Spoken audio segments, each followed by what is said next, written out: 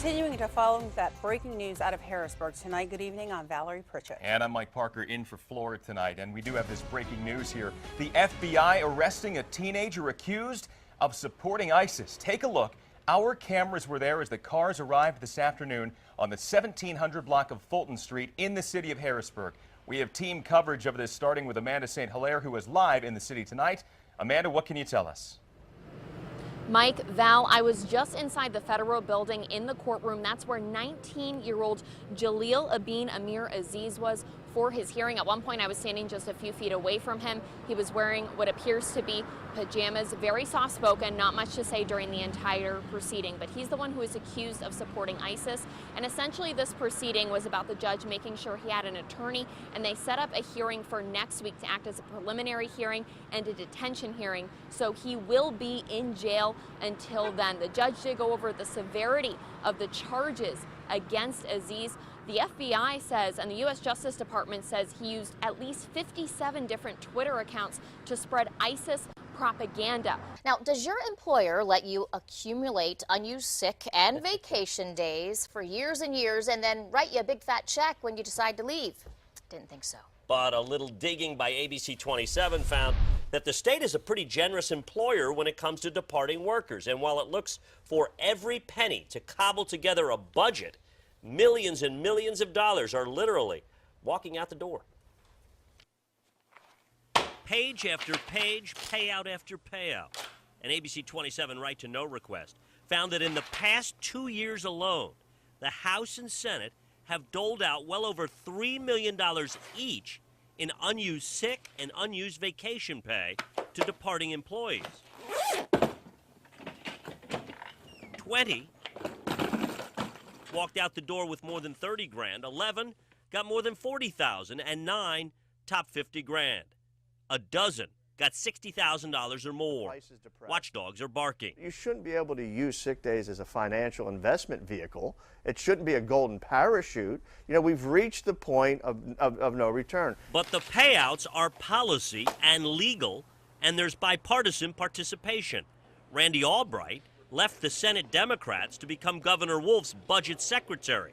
He said he used just 2 sick days in 29 years, and though he hasn't technically left the building, Albright was rewarded with more than $115,000 in unused sick and vacation when he left the Senate. I do think it's important to, sit here and speak to you directly. I'm not going to hide from what the facts are and the compensation that I did receive. Albright wouldn't talk about the appropriateness of the payout policy, but the guy whose job it is to balance the state's books insists that if you want good employees, you have to offer them a good deal. The compensation levels need to be appropriate to attract that caliber staff. The Senate's former chief clerk, Russ Faber, got a going away of more than $104,000. The chair of the PUC, Gladys Brown, left Senate Democrats with nearly $79,000. And Christian Callahan, chief of staff to House Majority Leader Mike Turzai, left for a lobbying job with 62 grand in unused sick and vacation. The fiscal watchdogs are also barking. I think this is why people that aren't in government, or at least in politics, get frustrated with the system because... Eugene DePasquale is a former lawmaker and the state's auditor general. Clearly there's no cap on it, there's no control on it, and very few of any people in the private sector have anything remotely close to that. And so when you're especially dealing with these tough budget times that the state is facing, reforms have to be put in place to tackle this. Policy here needs to change too. Current lawmakers also want reforms. It rattles my chain quite a bit. Obviously, that's something, now that this has been brought to light, something we got to look into. The Senate bosses don't just look at the legislature.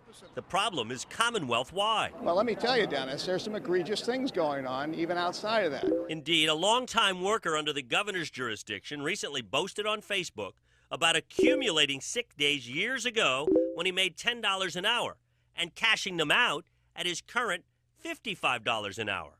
Again, it's policy. And what exactly is the incentive for the policy protectors to change it before it's their turn to cash out? At the Capitol, the most important term is OPM, other people's money. And when you're spending other people's money, you tend to be much more generous than you would if it were your own money. And again, we should point out, these are not pensions we're talking about. These are unused sick and vacation. They get pensions on top of that. We should also note that in 2010, much to the chagrin of many employees I've talked to, House Democrats did put caps on how many sick and vacation days their workers could accrue and then cash out. How confident are you that your loved ones are safe in nursing homes? A recent state lawsuit against Golden Living Centers is raising questions about patient care in Pennsylvania. Our Amanda St. Hilaire began investigating the issue and found a lot of other nursing homes in our area with violations. Amanda joins us live. Amanda, what are you uncovering tonight? Well, James, Val, the details you're about to hear are disturbing, to say the least. Every nursing home that we looked at had violations, and the people we talked to today say this is an issue that affects everyone in the mid-state. My mother became ill in the hospital after a fall. Tamara says she wasn't impressed with local options for nursing homes. She settled on Golden Living, but later felt that was a mistake. They'd sit all day in their urine, in their waste, because nobody checked with them. We've told you how the Attorney General's filed charges against Golden Living nursing homes in Pennsylvania, but we wanted to look at other facilities too. So we went through all the Department of Health inspections for Dauphin and York County nursing homes. The results weren't pretty. For example, inspections for Spring Creek Rehab and Healthcare Center in the Harrisburg area say the facility gave patients unnecessary medications and had bedsides covered with dry debris and feces. Some of the other violations were flagged as serious harm situations. At Pleasant Acres Nursing and Rehabilitation Center in York, an inspection from May 2014 shows the nursing home did not have a CPR policy or staffing with CPR certification. The facility also posted a notice saying its staff would not do CPR even if the patient had requested it. We asked the Department of Health if patients and their families are notified about these kinds of violations. The department says no. Inspection reports are posted to its website, but you can't see those until more than 1 month after the actual inspection. In the meantime, people like Tamara are hoping for change. Her mother died in January, and now Tamara says she's worried about what will happen one day to her and her other loved ones. We'll be sitting in our own feces, and we will be treated as non-humans. We've worked too hard to have a good life to end with such disrespect and to lose our dignity through the treatment and care that is provided in the nursing homes. Pleasant Acres sent us this statement about its violations, saying, quote, "The nursing home inspection of May 2014 caught us in the final stages of implementing our CPR policy facility-wide." The administrator went on to say the process was so advanced that it only took a few hours to fix the violations. We also reached out to Spring Creek, but haven't heard back yet. And all the inspections we just told you about say the violations have since been corrected. But if you'd like to look up a nursing home in your area, we have details about how you can do that at 6. Road projects in Lemoyne are polluting the air in a neighborhood. Every time cars whiz by, dust gets kicked up. Deborah Pinkerton is live tonight getting answers. Deborah. Val and Flora, we're here on Herman Avenue in Lemoyne. You can see where the construction was, and from that, you can see the dust. Residents aren't happy about it, and they want to see something done. Every time a car drives by, it leaves behind a cloud of dust. It's really a real fine dust. When the cars go by, it blows up. It's all over the cars, all over coming in your house. Yeah, I'm out here every day cleaning this. Shirley Abate has good reason to be concerned. The dust is really bad, especially when you're on oxygen, and I'm on oxygen 24/7. And being out here and have to inhale all that, that's pretty bad. A few blocks down, Veronica Meek is concerned about every breath her son takes. I don't even want him out front playing because every time a car goes by, the dust flies up in the air and it's about 5 minutes before it settles down. Work on Herman Avenue started in the fall of 2013. Crews are preparing to add storm drains.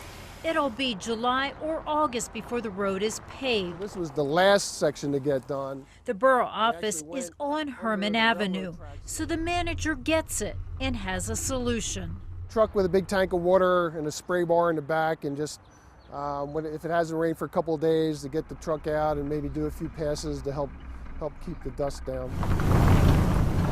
In fact, within 2 hours, the water truck was out spraying. Well, what they're doing right now, I think is a waste of time. They're trying, but they need a water truck with a lot of water. They wet this down enough that it'll keep the dust down. As soon as they go by, they come back, it's dry again. Our series of stories on the acting state police commissioner has Republicans taking action. Tonight, there is an effort to keep him from getting this job permanently. Here's what's happened. This week, a retired state trooper put up 2 signs in Marcus Brown's Cumberland County neighborhood criticizing him. Many troopers feel Brown should not be wearing the state police trooper uniform because he's never been a trooper in Pennsylvania. Brown took the signs down, and that trooper was there secretly recording it. It was a bit of a one-man sting operation, and Brown took the bait because taking those signs could get him a theft charge.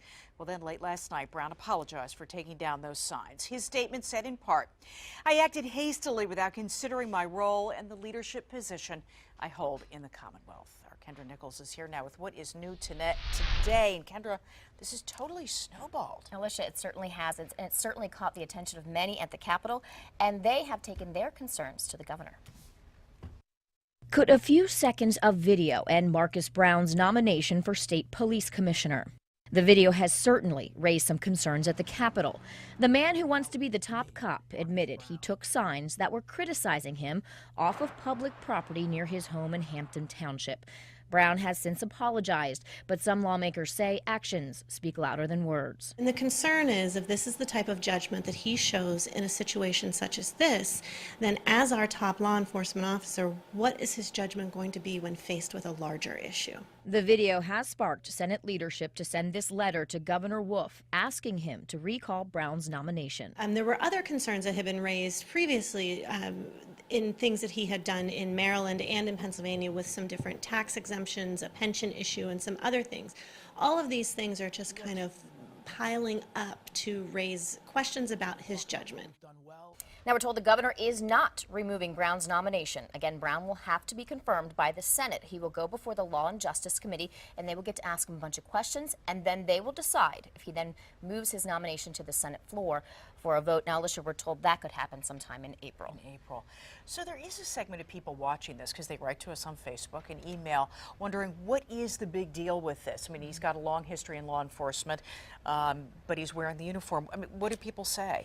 Well, I think some say that he didn't graduate from the Pennsylvania state trooper, so he shouldn't wear it. And there has been a former commissioner who did not graduate from the academy, and he wore a suit and tie.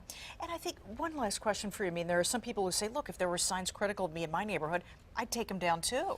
I think a lot of people understand that where he was coming from, but I think police would tell those people too, you also have the chance of facing theft charges. If domestic violence has never touched your life, consider yourself lucky. It is more common than many people realize. I never knew till I got in this business how common it is. We have police scanners in the newsroom. We hear these calls every single day.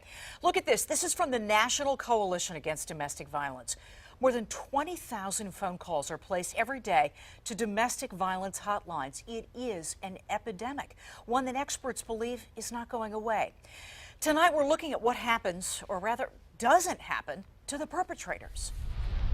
It's a sick way to feel power and control. What becomes a slap then becomes a punch. What becomes a shove then gets a shove down the stairs. This woman is living in a mid-state domestic violence shelter, hiding from her husband, the father of her young child. There were many times when, after my rib was broken, and I laid there and I couldn't breathe, he wouldn't let me go to the hospital. In every community, at every economic level, in every walk of life, there is domestic violence. I see names come across my desk quite often, people that I know, and I can tell you, you're still surprised. District Attorney Dave Freed has prosecuted his share of these cases.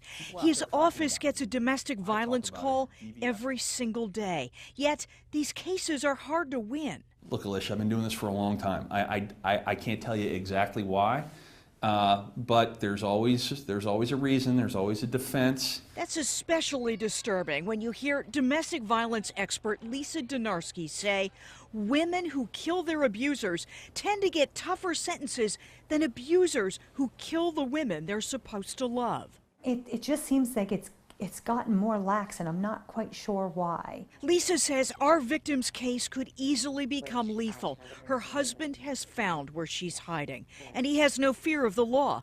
Why should he? I don't even see sentencing. I mean, most of these guys, it seems like they get a slap on the wrist and say, don't do that. No one I talked with blames police. They question the courts. Many advocates feel sentences, even for felonies, tend to be light. I wanted to look at how specific judges rule on domestic violence, and I found rulings on all sorts of different crimes, but not this one. For some reason, Pennsylvania does not keep track of it. And there's this. I worry that it's not taken seriously enough. I worry that we have so many cases and they're at such a level that sometimes, you know, you'll hear the term throughout the system as something we fight back against. You hear just another DV case. Our victim says she's been treated dismissively in court.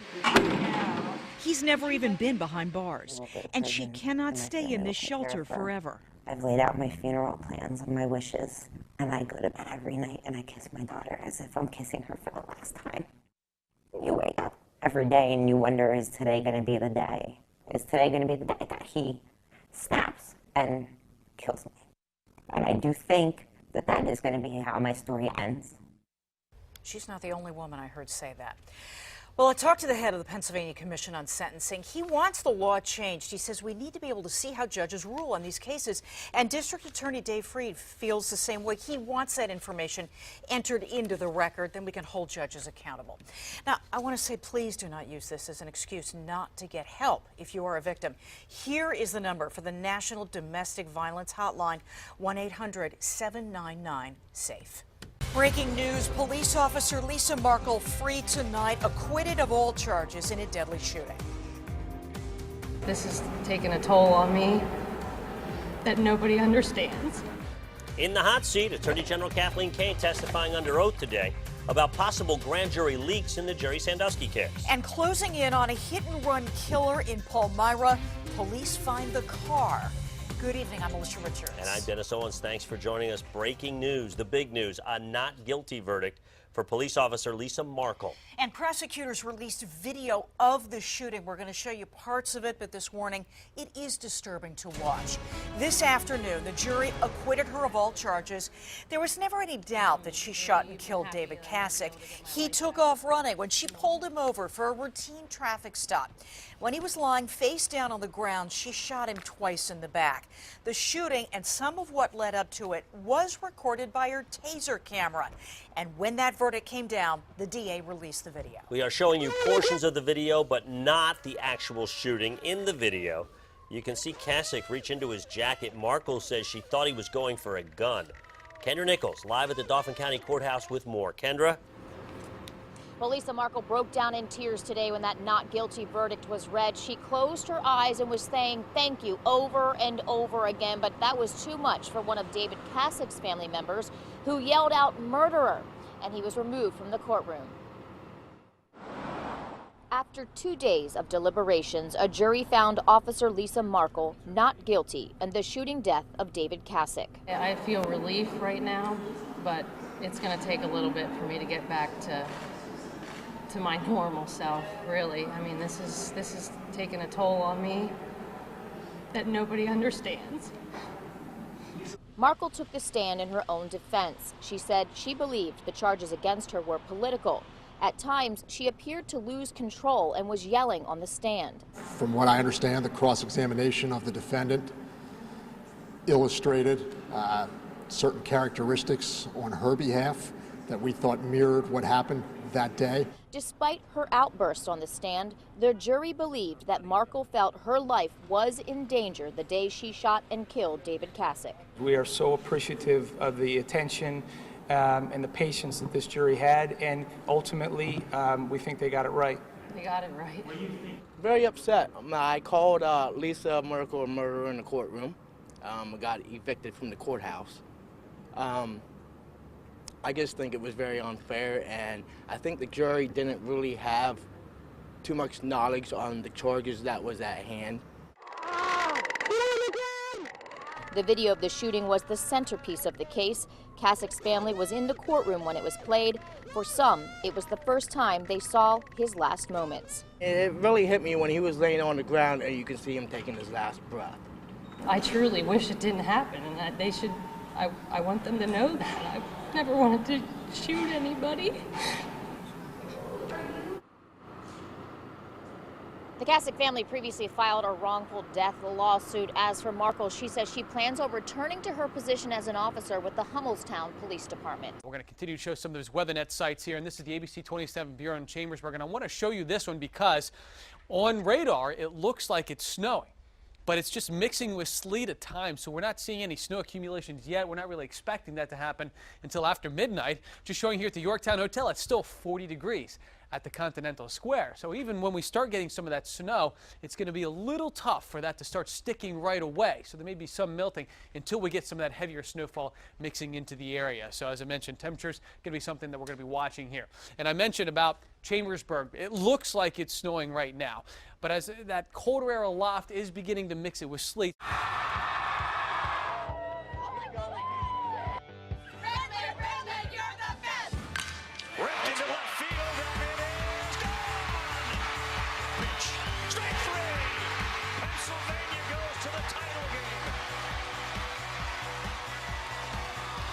Wow, what did we just witness? A record-setting 45,716 people watching PA mess with Texas in late-game heroics in Williamsport. Redland will now play the land of the rising sun for a Little League World Series title. We have live team coverage on this historic run. We begin that live team coverage with Greg Mace in Williamsport. Hey, Greg.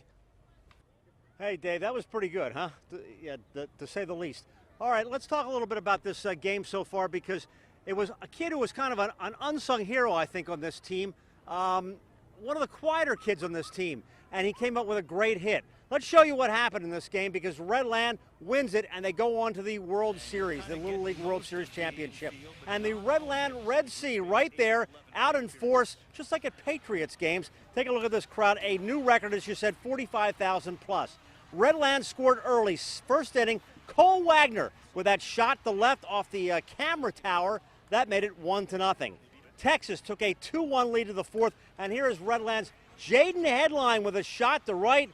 That tied the game at 2. And then we went to the bottom of the sixth inning, and you almost could sense this was coming with the top of the order. Last inning in Little League Baseball, and the base hit by Chayton Krause. That drove in Braden Coleman'sberger with the winning run. Redland wins 3-2. They are the first U.S. champions from Pennsylvania since 1990 when Shippensburg won it. And now Redland will play Japan for the World Series Championship. That is tomorrow. Fans lined the highways for 94 miles, all the way from Williamsport to Redland High School. And that is where we find our Samantha Galvez live with some special guests. Hey, Sam. Hey, Dave, it's quite the bumpy ride. We are all so excited right now. The amount of fans and support has just been overwhelming. Take a look at some of these famous guys right now. They are so excited to be home. Tell me, what are you thinking right now? You're about to come home to so many people. I'm just trying to put in what's going into play right now. I'm trying to think of how many fans are around us right now, trying to soak in all this energy and everything else. You know, Dave, we have passed so many fans at this point. We're getting things thrown at us like these Twizzlers, and of course, these 12-year-old boys have already eaten all the Twizzlers on this bus. Pope Francis, as we told you, arrives in Philadelphia tomorrow, and when he is here, he will stay at a local seminary with the seminarians, and one of the lucky ones is a mid-state seminarian that our Amanda St. Hilaire caught up with. She joins us now as our team coverage continues. Hey, Amanda.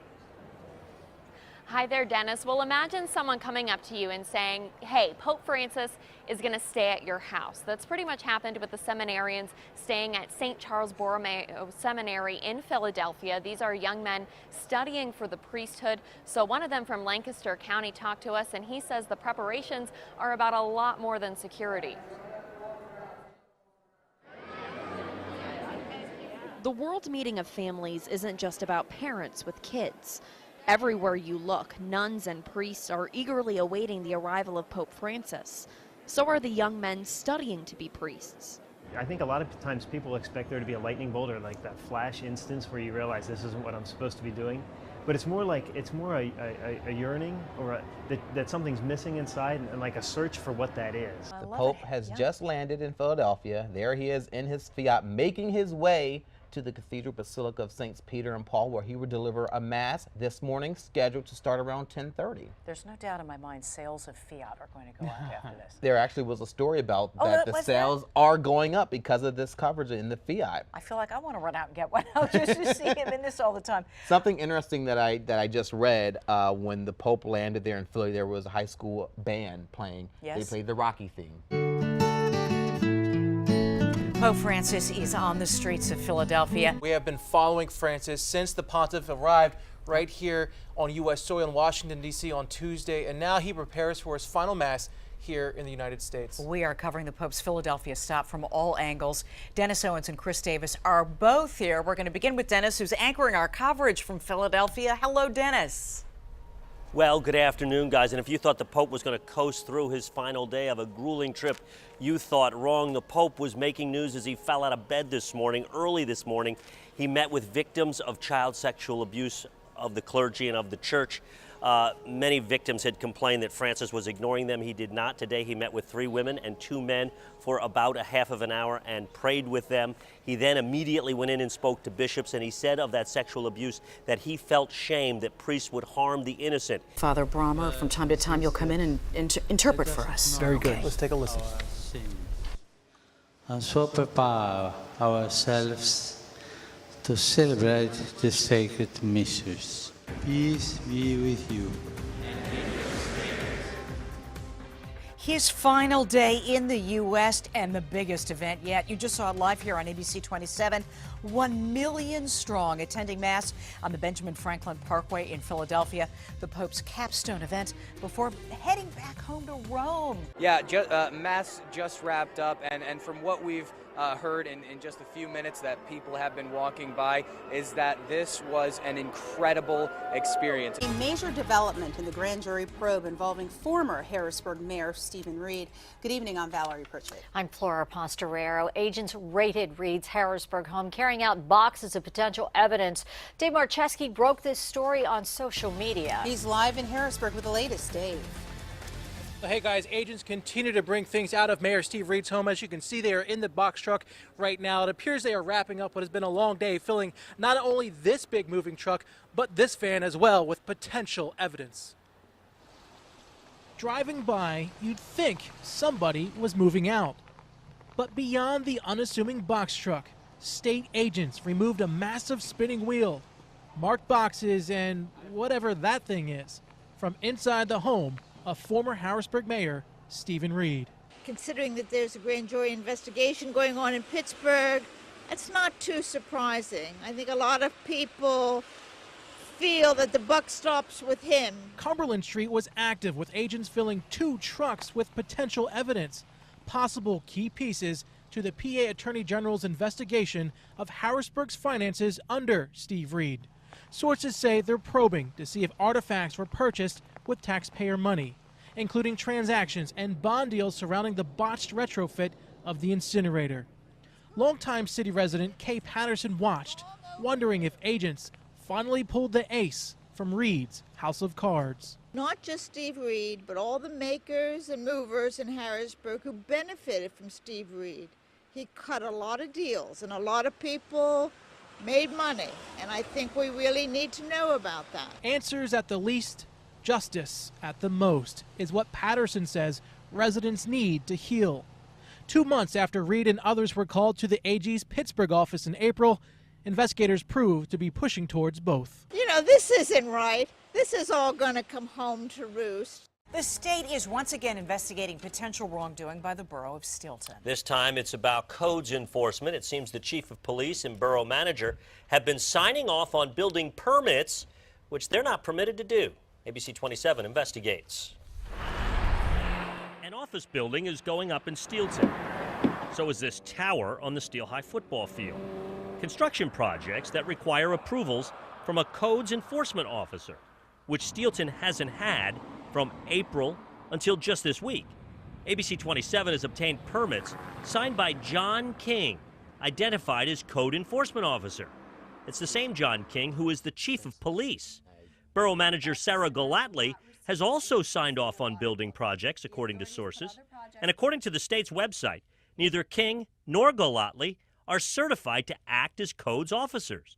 The Pennsylvania Department of Labor and Industry is now investigating Steelton and would not comment. King refused to go on camera, but did say he and Galatly, quote, did oversee the codes office. Galatly was not in the office and didn't return phone calls seeking comment. Mayor Tom Acri wouldn't go on camera either, but did confirm that the pair did sign off on, quote, smaller projects that didn't require electric or plumbing work. We asked a mid-state police chief about King's apparent impersonating of a codes officer. He requested anonymity, but did say, quote, I think this is a huge liability there. We as police chiefs are not educated or qualified to make those types of decisions, end quote. It's the latest in a string of bureaucratic blunders in Steelton. In recent months, the state's investigated the borough for falsifying water quality records, overbilling customers, and failing to properly respond to right-to-know requests. And I stopped in the borough office this afternoon, asked to see recent permits and who signed off on them. The secretary in the codes office pointed me down the hall to the borough manager's office. The secretary in the borough manager's office pointed me back to the codes office, and so it goes in Steelton. We'll keep digging and keep you posted. We are following breaking news out of Steelton. The police chief, John King, the borough manager, Sarah Galatly, they're both on administrative leave. Mark Hall live now in Steelton with new developments. Mark. Well, Flora and Val, Chief King and borough manager Sarah Galatly were notified this morning by Borough Council that they were going to be placed on administrative leave. And I had an opportunity to speak with Borough Council President Jeffrey Wright by phone a short time ago. He did confirm that they were placed on administrative leave, but he didn't say why. I asked Mr. Wright if they were paid or unpaid, and he said that he would have no further comment because it was a personnel matter. A stunning new development tonight in the investigation into who was having sex on the roof of the federal building in Harrisburg after hours. Turns out one member of that couple is an employee with the U.S. Marshals Service. Carissa Schatzer reports. These images are still a talker across the mid-state. Facebook. It was real. That's here. Around the corner at the federal building. Ew, oh my God, what is that? Well, I mean, I know it is. I know They're it doing is. sex on each other. We first broke this story Wednesday on our website, abc27.com, after a viewer sent us these pictures. Now, federal investigators say they know who the one person is. In a statement, the U.S. Marshals Service said, an initial inquiry has determined that one of the individuals involved is an employee of the United States Marshals Service.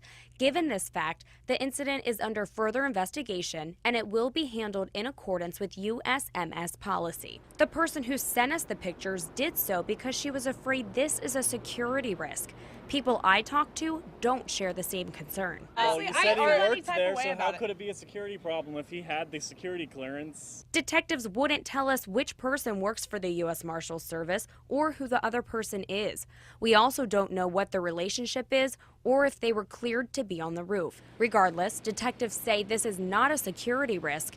In another statement, the U.S. Marshals Service said, since the case is still under investigation, we are limited as to what we may say. However, we are resolute that the security integrity of the building remains intact. We're following the breaking news that started in Cumberland County and then went into Dauphin County. And that's where a police standoff just ended. Now, police say several people were randomly taken hostage in a home on Devonshire Road.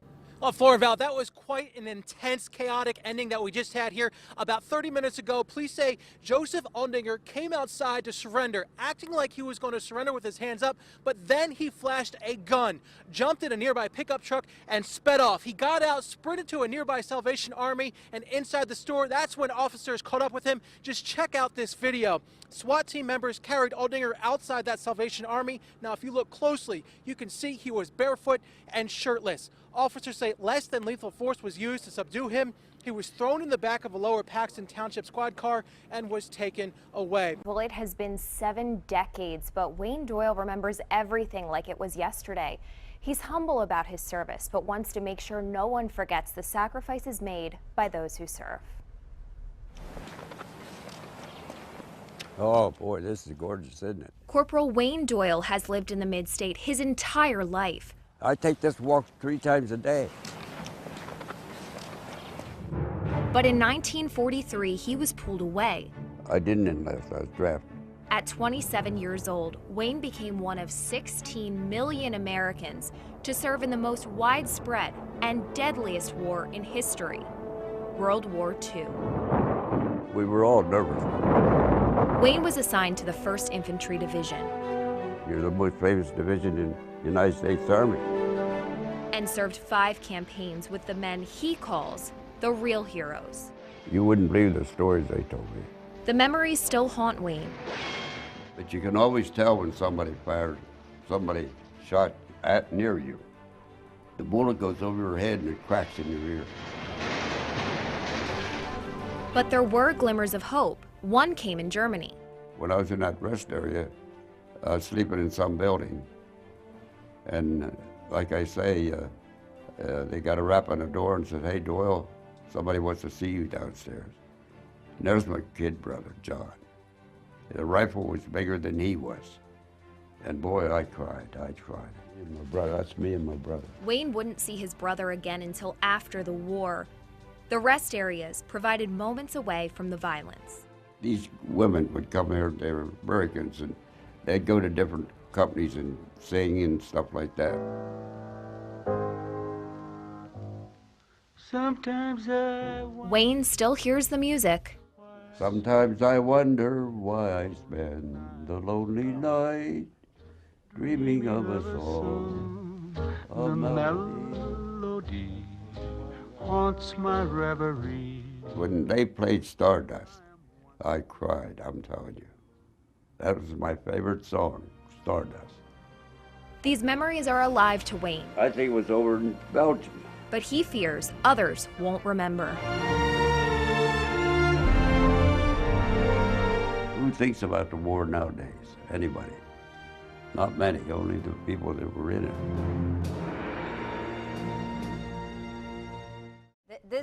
This warning here, the air conditioning is not working in the studio. It's very hot, and I'm worried. He actually threatened to take his shirt off. As you know, I'm a delicate person. You are. You're a bit of a diva. Here, let me fan you. Thank you. Thank you. He rolled his sleeves up. It's really. Are you having a hot flash? I think that's are what you? it is. I think that's what it is. You know. Should I feed you grapes now I too? think so. Please Okay. do. You know what that means for her when it's hot out? Storms. Oh, and yeah. especially this Oh, summer, yeah. right? Yep. So there's a lot to talk You about. gonna be okay? I think so. I hope so. Danny Tomaso's He's over on there. standby. He's on standby. He's on standby. We do have the sun out in full force now. We had some clouds and showers earlier, but like so many days this summer, they burn off. Then we get the sunshine, and then we're going to get a few thunderstorms here to boil up too. So we've got it moving in now. The visible satellite is showing you that. The Women's Open going on right now, and we've got a Toyota WeatherNet site there, 82 degrees with a dew point of 69. Here's why it's so humid out there. The dew points are close to 70 degrees. No rain. We've got winds from the west at 6 miles an hour. There he is. The AC guy is here. Bruce. Yay! Thank you. Our best friend. Well, many of the bowl and playoff games are at different times, so we'll answer the frequently asked question. Penn State plays Saturday afternoon at 12 noon, which meant today was their final practice. Ross Lippman watched the final practice. He's live in Jacksonville Beach, Florida, where the temperature is 78 degrees. Ross? Yeah, Greg, I'll tell you, 78 degrees today. I think I might want my money back. 78 is not warm enough for me here in Jacksonville. Kidding, of course. Today does mark the last practice of the year for Penn State. Now, when the team arrived on Monday, James Franklin said that nobody's really reinventing the wheel when it comes to making new game plans, but the Nittany Lions are going to have to do something offensively if they want to go toe-to-toe with the top-ranked pass defense that Georgia brings to the game on Saturday. Wide receiver Chris Godwin says he's up for the challenge. It's well deserved. You know, they have great guys back there, and they work together really well. So I mean, it's going to be a big challenge for us. It's up to us as an offense to go out and execute. You know, we have to have great blocking up front. We have to have a great ball location, and us as receivers have to go up and make the plays. You know, I was looking through the stats the other day. We've played some pretty good defenses this year. You know, and I think that Georgia has a great defense. They've got some great secondary players. They got some guys who can get after the passer. But to say one's better than the other, you know, I don't know. While Joe Moorhead is with Penn State this week, Rick Ronnie will be the one leading the offense on Saturday as interim coordinator. A great guy, we all love Coach Ronnie. He's a very smart guy, very intelligent. He knows what he's talking about as far as football. And we're basically running the same offense, just with his flair on it. I think every play caller, every coach has their own personal touch, that they're going to put on the game and the game plan. So, yeah, there'll be a few things that, minor tweaks here and there. Now, Ronnie, of course, has been the quarterback's coach at Penn State, but Georgia isn't the only team going through some growing pains when it comes to coaching changes. But you have to give the edge to Penn State when it comes to stability in leadership roles, and they're going to need it because this is the first time that the Nittany Lions have played an SEC team since 2011, Greg. ABC 27 News at 5 starts now. Continuing to follow that breaking news out of Harrisburg tonight. Good evening, I'm Valerie Pritchett. And I'm Mike Parker in for Florida tonight. And we do have this breaking news here. The FBI arresting a teenager accused of supporting ISIS. Take a look. Our cameras were there as the cars arrived this afternoon on the 1700 block of Fulton Street in the city of Harrisburg. We have team coverage of this starting with Amanda St. Hilaire, who is live in the city tonight. Amanda, what can you tell us? Mike, Val, I was just inside the federal building in the courtroom. That's where 19-year-old Jaleel Abin Amir Aziz was for his hearing. At one point, I was standing just a few feet away from him. He was wearing what appears to be pajamas, very soft-spoken, not much to say during the entire proceeding. But he's the one who is accused of supporting ISIS. And essentially, this proceeding was about the judge making sure he had an attorney, and they set up a hearing for next week to act as a preliminary hearing and a detention hearing. So he will be in jail until then. The judge did go over the severity of the charges against Aziz. The FBI says, and the U.S. Justice Department says, he used at least 57 different Twitter accounts to spread ISIS propaganda. The Justice Department is also telling us that he helped people travel to and travel in support of ISIS, that he posted links that had personal information. We're talking names, addresses of 100 people in the U.S. military, encouraging people to have violence against them, violence against the United States on behalf of ISIS. So this is something where we're still getting a lot of new information as the whole situation unfolds, but we're staying on top of this, and we'll know more next week, 3 p.m. December 23rd. That is when Aziz is scheduled to be back in court, and we'll be sure to be here and bring you the latest details as we get them. So Mike, Val, I'm going to send it back to you.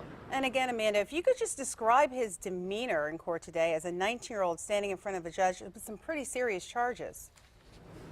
It was, and he acknowledged that he understood the charges were serious. That was part of the court proceedings. He answered simple yes or no's when the judge asked if he understood different parts, made sure that he understood his rights, but not a lot to say. And at one point, the judge even had to ask him to speak up because the court reporter was having trouble hearing him. We did see Aziz speaking to two attorneys who will now be representing him, but clearly not a lot to say with such serious charges going through this court system. All right, Amanda St. Hilaire reporting live for us in downtown Harrisburg outside of the federal courthouse. Again, following this breaking news as a teenager who with alleged ties to ISIS has been arrested by the FBI in Harrisburg along Fulton Street. Meanwhile, federal agents and police remaining at that scene in Harrisburg tonight, collecting evidence, including a backpack and weapons. Samantha Galvez continuing our live team coverage. Samantha. Yeah, right now we are on Kelker Street. Behind me, Fulton Street is blocked off. You can see the first house right here where there's a light. I'm going to step aside. That is where we've been seeing FBI agents walking in and out, carrying boxes. They've been here just after 2 this afternoon. Again, the U.S. Department of Justice saying the man inside that home attempting to aid ISIL.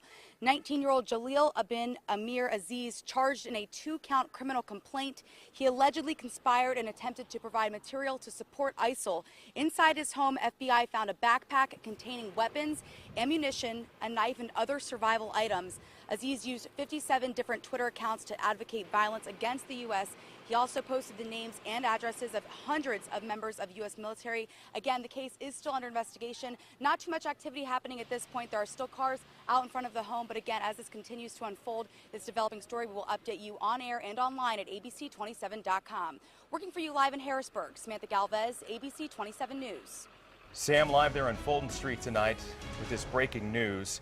And as we continue to uncover more details in this investigation, of course, we will let you know. There is a press conference happening at 5:30 tonight at a mosque in Harrisburg. We're going to provide updates on that developing story as well, on air, online, for you in Harrisburg and wherever else this news breaks involving this teen with alleged ties to ISIS. That's right, and we continue to follow this breaking news with Congressman Lou Barletta, representing Pennsylvania's 11th Congressional District. He serves on 3 House committees, including the House Homeland Security Committee and the Counterterrorism and Intelligence Subcommittee. Congressman Barletta, can you hear us? Yes, I can. All right, thank you so much for joining us. Well, of course, you are tuned in to this type of thing involving terrorism and, of course, ISIS there in Washington. I'm just going to ask you right off the top here, what are you feeling right now, knowing something that there's an incident with alleged ties to this terrorist organization right here in Harrisburg, PA? Well, first of all, I want to commend the FBI's Joint Terrorism Task Force for their great work. We know that America is ISIS' #1 target. There's no question about that. They said so. And whether it's by radicalizing Americans or coming here through our gaping holes in our visa or refugee program, we should not be making it easier for them to succeed. We need to be right every time. They need to be right just once. And I think, Congressman, this is kind of frightening for people. Right in our backyard, we're, Harrisburg, we're a city, but not that big of a city. You hear of this happening in larger cities. What do you want to tell people about being vigilant? It doesn't matter what small town you live in, what big town you live in. You really need to be watching your backs and watching each other's backs. Yes, we do. We know that ISIS is going to use every means that they can.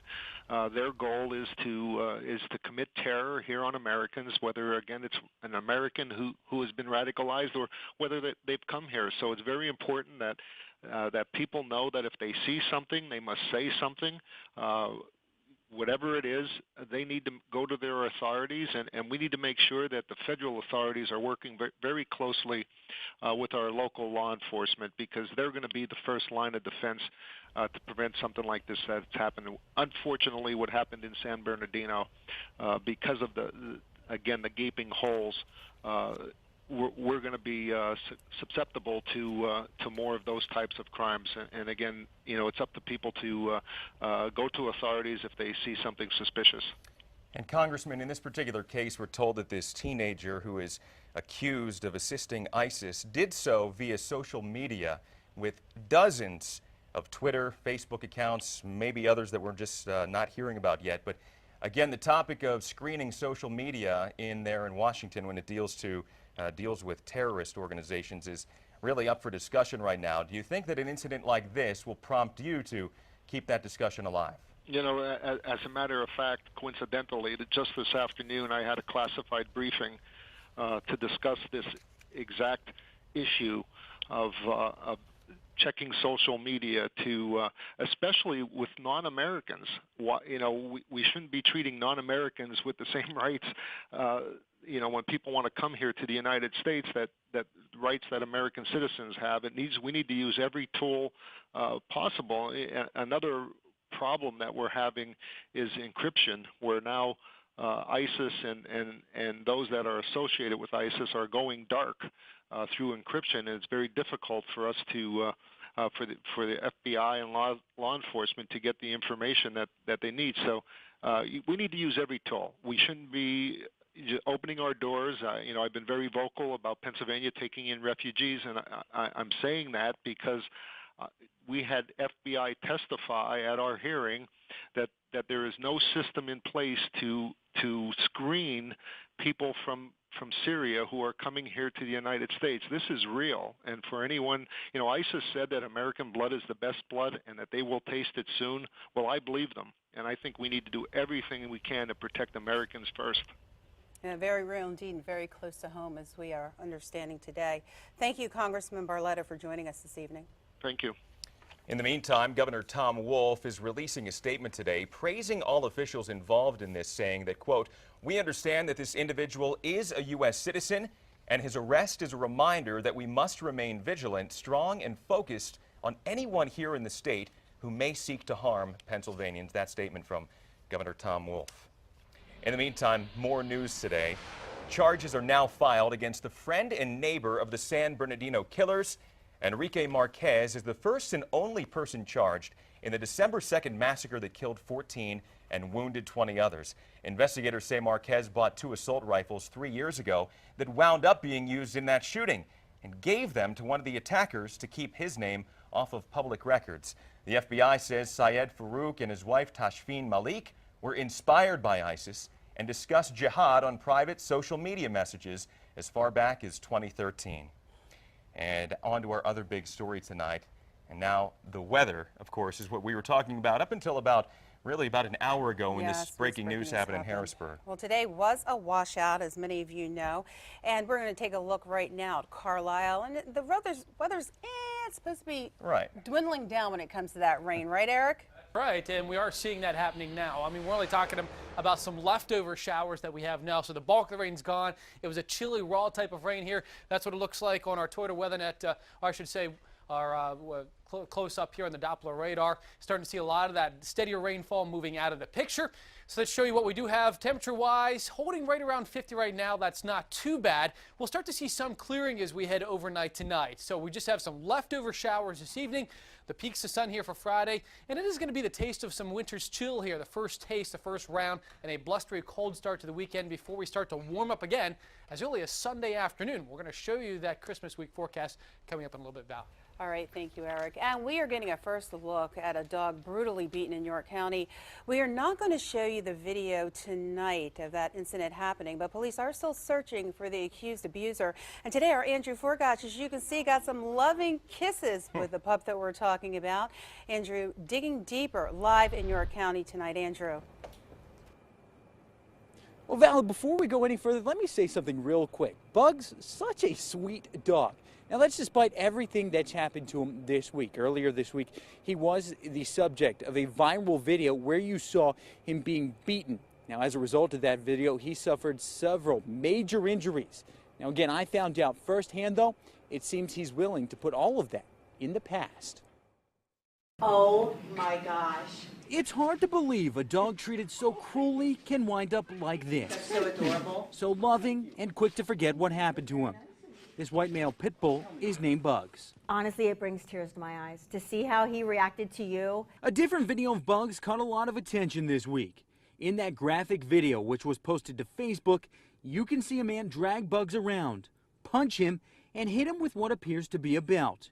As a result, the white male pit bull suffered a broken rib and multiple bruises. You would think that a terrible beating like that, would instantly make a dog scared or, not want to be around people. 24-year-old Luis Cruz Pedro from York, who was not Bugs' owner, faces charges for the attack.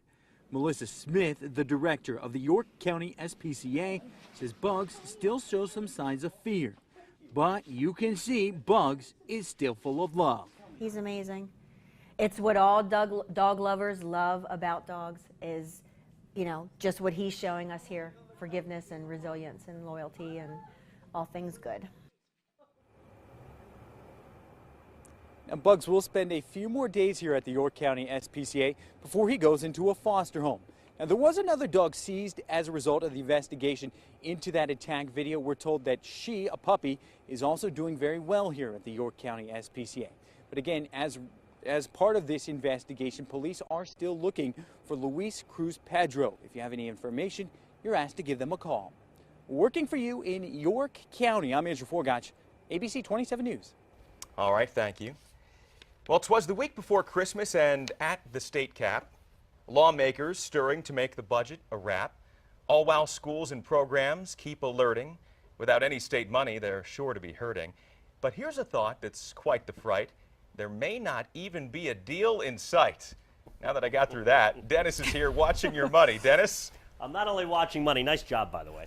I'm watching the sausage making, and that would be an accurate term, and it is not pretty. Yesterday, House Speaker Mike Turzai gave Governor Wolf 24 hours to round up enough votes in the House to pass that $30.8 billion framework budget.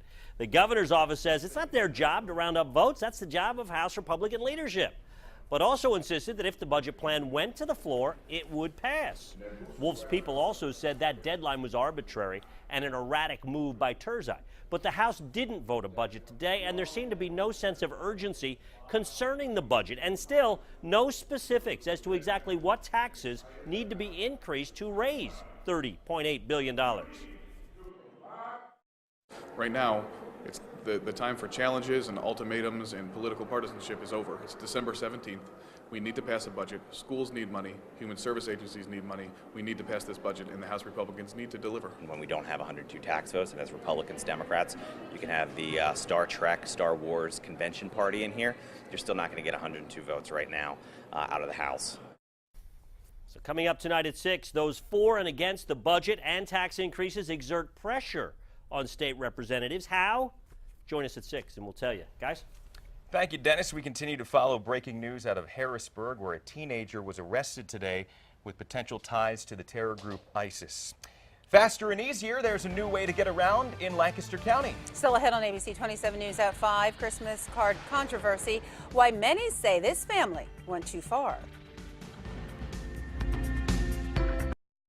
And here's a look at what's hot on our ABC 27 mobile apps. Prison escapee located and in custody. Rain for today, cold for the weekend. York man wanted for videotaping a dog being beaten. Now, want it to know and be in the know? The only thing you have to do, that's right, is download our mobile apps to stay informed.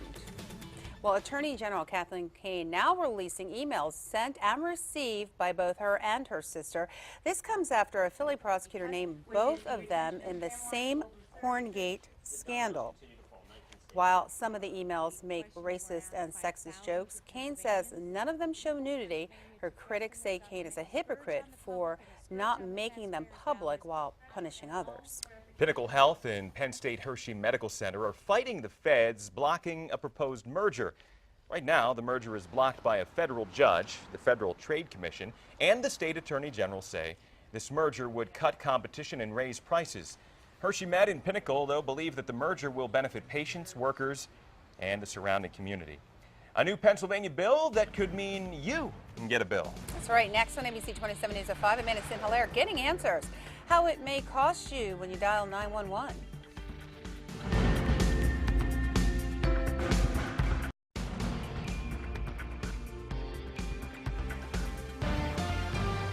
It seemed like a lot of rain today, just wouldn't stop, persistent. Only around 50 degrees, but still 50 degrees and rainy seems quite raw. Let's zoom out and show you that the bulk of this is now ending. You can see a lot of that slug of rainfall now kicking off into New England, and even New England, it's rain. So we're talking rain in New England in December. We've got plenty of mild air here. Here are the top sites in terms of rainfall, and we still didn't get a ½ inch of rainfall. So we've got 4/10 there for Lampeter, and notice about 1/3 of an inch for Mechanicsburg, Fairfield, and Myerstown. Here's a few other locations getting about 1/4 of an inch. Seemed a lot more than that, as I mentioned, because it seemed like it lasted all day, but it was just light and persistent. So as this system begins to lift off now into New England and the Northeast, now we start that cold conveyor belt to wrap around here, and now it's the beginning of what actually feels like winter for a change. Not lasting long. We're talking about a couple of days.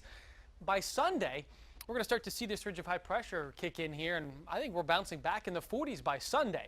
Not before really a chilly start here. So highs tomorrow only going to be into the 40s, and then as we head into, you can see here, Friday night into Saturday morning, starts to get a bit chilly. We'll be dropping down into the 20s to wake up Saturday morning, heading in the afternoon and evening.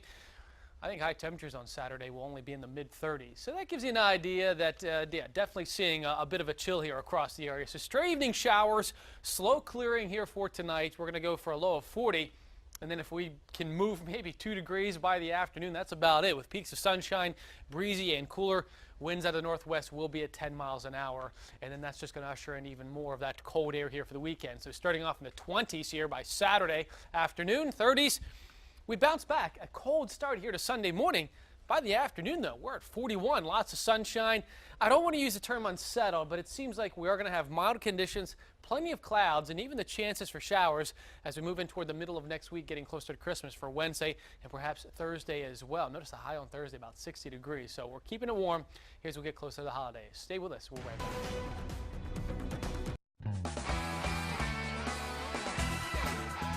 'Tis the season for coaches to be leaving.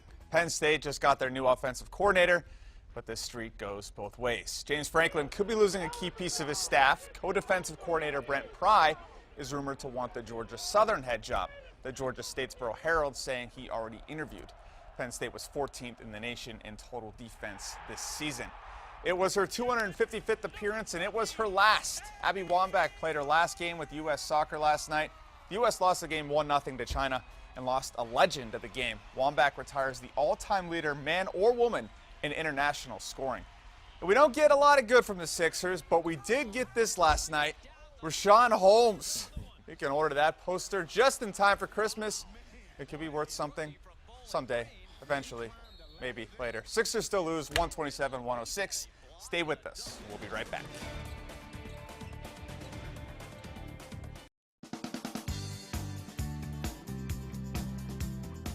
You know, it's that time of year when you might be looking for a last-minute gift for somebody, and I have one that's perfect, and that is cyclamen. If you haven't had a cyclamen before, oh boy, are you in for a treat. Number one, vast variety of colors. That's what makes it so fun. The flowers almost look like butterflies taking flight on top of the stems. They come in colors with gorgeous white edges. They come with ruffled reds, whites, pinks, salmon colors, just absolutely beautiful. They even come in miniatures, like this one. Look at the colors on that plant. Isn't that gorgeous? The thing about cyclamen is it's a corm, actually a bulb. So when you look down in the center of this plant, you're going to see that's where all the flower buds are. I say this to you because it's very important that you not water over the top of the plant. The best way to water a cyclamen is to put water in actually a plastic saucer like this. Let it sit in there for about 30 minutes, wick up the moisture that it needs. After that, pour it off. That way you never want it to flop in between waterings. Also likes to be in a cool, bright location. Best thing about this plant, when it's finished blooming, somewhere around June when it starts to get warm, forget about it. Let it go dormant. It's a bulb. September, pull it back out, water it, put it in fresh soil, wait for the magic to begin. So you want to talk about a neat gift to give for somebody or for yourself. Think about a cyclamen. You'll be happy. ABC 27 News at 5:30 starts now. And we are continuing to follow breaking news out of Harrisburg tonight. The FBI arresting a teenager in the city of Harrisburg. He's accused of supporting ISIS. Our camera's there as the cars arrive this afternoon on the 1700 block of Fulton Street. And we have team coverage of this, starting with our Amanda St. Hilaire live in Harrisburg tonight, outside of the federal courthouse where a hearing just wrapped up. Amanda?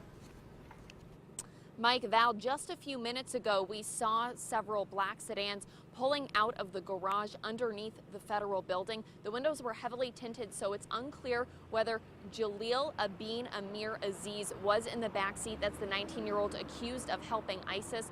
We do know that he's going to be in jail until his preliminary hearing, which a few minutes ago was scheduled for next week. But in the meantime, we've been going through more pages of the criminal complaint, learning more about these charges. At 5, you might remember we told you that Aziz is accused of using more than 57 Twitter accounts to spread ISIS propaganda. Well, the complaint goes on to say the reason there were so many accounts was because Twitter kept shutting them down because of the, quote, radical nature of his posts. In fact, several times during the complaint, the word radical and violent, jihadist, that's all used throughout those pages. But the complaint also talks about specific tweets that Aziz sent out, one of them being about Pennsylvania, saying Pennsylvania's gun laws were, quote, pretty light, saying it was easy to arm yourself here in this state. There were also direct threats against President Obama in the White House, and even tweets about purchasing women to own as slaves. So we're still going through those pages, getting as much information for you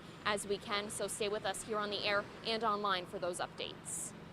Amanda, did you notice any family members in the courtroom with him or anybody that may have been connected with him in addition to his attorneys? Not that we could tell. The hearing was pretty quick. There were 2 attorneys there who were consulting with him. We have seen a few people standing in front of the federal building, but at this point it's unclear whether they know Aziz, whether they're friends with him. The complaint does say that Aziz lived with his parents. At this point, we haven't seen anyone who identified themselves as his parents. And Aziz himself didn't really have much to say during the hearing. He was very soft-spoken, gave 1 or 2 word answers. So those kind of community connections at this point are still unclear. Amanda St. Hilaire live in Harrisburg tonight. Lots of questions about this 19-year-old suspect. In the meantime, federal agents and police remain at that scene of the home along Fulton Street in Harrisburg. Collecting evidence, including a backpack and weapons. Samantha Galvez also live in Harrisburg, continuing our team coverage. Samantha. Fulton Street is still blocked off. I'm going to move right now. There is a person at the door. They just walked right inside. Recently, we saw a canine go in as well. FBI been in here since 2 o'clock all day. The U.S. Department of Justice saying the man inside that home attempting to aid ISIL. Now, 19-year-old Jalil Amir Aziz charged in a 2-count criminal complaint. He allegedly conspired and attempted to provide material to support ISIL. Inside his home, FBI found a backpack containing weapons, ammunition, a knife, and other survival items. Aziz used 57 different Twitter accounts to advocate violence against the U.S. He also posted the names and addresses of hundreds of members of U.S. military. Again, this scene is dying down a little bit. We did talk to some neighbors who say that they had no idea what was going on. Many folks just coming home to this after work thinking it was a shooting or some other kind of crime scene. Very shocked by this news, and again, we'll continue to provide you updates as this story begins to unfold. Working for you live in Harrisburg, Samantha Galvez, ABC 27 News. Thank you, Samantha. And right now, you are looking at the Whtm Mosque, where we're expecting a news conference to start soon. This here in downtown Harrisburg, and we were actually planning on heading over to the mosque this afternoon before we learned of this breaking news involving this teenager who's been taken into custody, alleged to have ties to ISIS, supporting them through various social media channels. Now, the folks at the Whtm Mosque, we've spoken to them over the past several weeks and months. In fact, anytime we have, radical Islam and terrorism connections in the news, and tonight they were actually set to hold an event where they were calling for calm and having a dinner with the community. So, an understanding. We'll find out what's going on with that event. That was a live look inside of the mosque, and we plan to go live there as more details unfold here. But again, breaking news tonight out of Harrisburg is a teenager taken into custody with alleged connections to the terror group ISIS. Yes, just out of court and was taken away from the federal courthouse in Harrisburg. Well, in other news tonight, drivers in Lancaster County have a new way to get around. Yeah, the Route 441 bypass is now open, designed to get drivers in and around Columbia more quickly. Andrew Forgotch takes a closer look tonight in Lancaster County. The Columbia mayor telling us today that it is the most exciting day of his tenure. That's because the much anticipated Route 441 bypass is now open. The 441 bypass project started in summer of 2014. With it opening today, traffic has the option to go around the city. The project also changes the on-ramps for Route 30. Originally was supposed to open in November, but PennDOT ran into some problems with railroad signals on a nearby road. Now, the goal of the project was to take truck traffic out of the downtown. Trucks going through the borough had been causing major problems like shaking the foundation of buildings and beating up roads. The mayor of Columbia tells us with this new bypass opening, there is a chance for more growth in the borough. The vibrations from the trucks were starting to damage the foundations of those buildings. And we had a lot of investors say, we would be interested, but not as long as you continue with the truck traffic deteriorating those properties. Now, there had been some concerns about the slope of that bypass and truck traffic on there. The mayor tells us this morning, though, that a test run went just fine. He says, though, that they will continue to monitor this bypass for the next couple of weeks. Working for you in Lancaster County, I'm Andrew Forgotch, ABC 27 News. New Hope Ministries is making sure those in need have a blessed holiday. The nonprofit organization has 4 centers here in the Mid-State. Their West Shore Center on Trindle Road was packed with families today. It's called the Christmas Blessings Express. Families could shop for presents to put under the tree, and were also given a box of food. All of the items are donated by people in the community. Many of these families would have nothing for their children for Christmas or food for Christmas. So it's very important to this community that cares so much about their families here. The West Shore Center will help about 600 families this holiday, and they do such a great job. Well, it's time for tonight's Consumer Watch. And a popular gift is under investigation. And how much have we saved on gas this year? Well, the Consumer Product Safety Commission is now investigating hoverboards. So we've reported several times how several of them have ignited. Some stores have even stopped selling them. Now, this Product Safety Commission may want to issue a defect alert. Keep an eye on that. Skip Hop is recalling its Moonlight and Melody's crib mobiles. The straps can break, causing them to fall on babies. Skip Hop can be contacted at the number on your screen for a return or replacement. And lower gas prices have been great for drivers. AAA saying a driver buying 11 gallons of gas a week spent $550 less this year. This comes as gas prices continue to fall. They're at their lowest level in 7 years. Well, are you one of the millions of Americans dealing with heartburn? Coming up next, yeah, right, on ABC 27 News at 5:30. We'll take a look at different types of medicines you can take to fight that heartburn. And tonight's military hero, we are honoring Bernard Murrow of Harrisburg. He served in the U.S. Navy as a boiler tender on the USS Shikassia during the Korean War. We salute you and thank you for your service.